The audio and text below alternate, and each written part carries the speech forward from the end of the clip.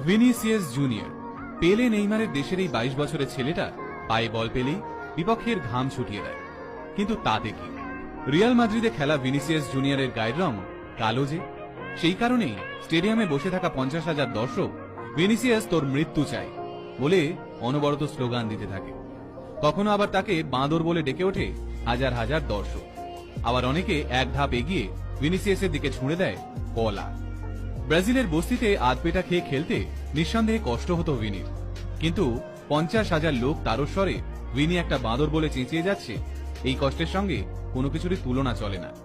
বছরের পর বছর ধরে চলে আসা এই অন্যায় আর সহ্য করে থাকতে পারেননি 22 বছরের ব্রাজিলিয়ান।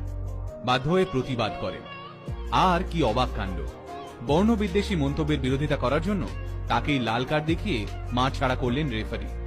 কাঁদতে কাঁদতে মাঠ থেকে বেরিয়ে যেতে হলো 22 বছরের বাচ্চা ছেলেটাকে। এই ঘটনার পর প্রতিবাদে ফেটে পড়ে সমগ্র ফুটবল বিশ্ব। ভিনিসিয়াসকে সমর্থন জানিয়ে এগিয়ে আসেন নেইমার, এমবাপে, ক্যাসামিরো, এমনকি রিয়াল মাদ্রিদের চিরপ্রতিদ্বন্দ্বী বার্সেলোনায় খেলা রাফিনহার মতো ফুটবলাররা।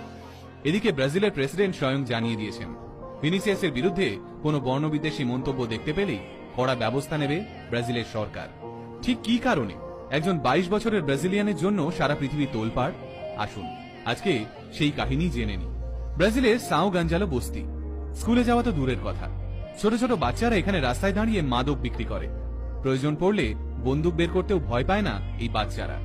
ফলে ভদ্রলোকেরা সকালবেলাতেও এই বস্তি এড়িয়ে চলেন।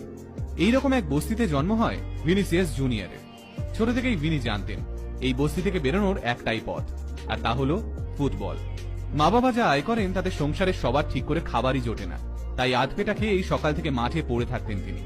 ফুটবল খেলতে নামলে নিজের থেকে বড় বড় ছেলেদের নাকে দড়ি দিয়ে ঘোরানোর অভ্যেস ছিল ভিনির।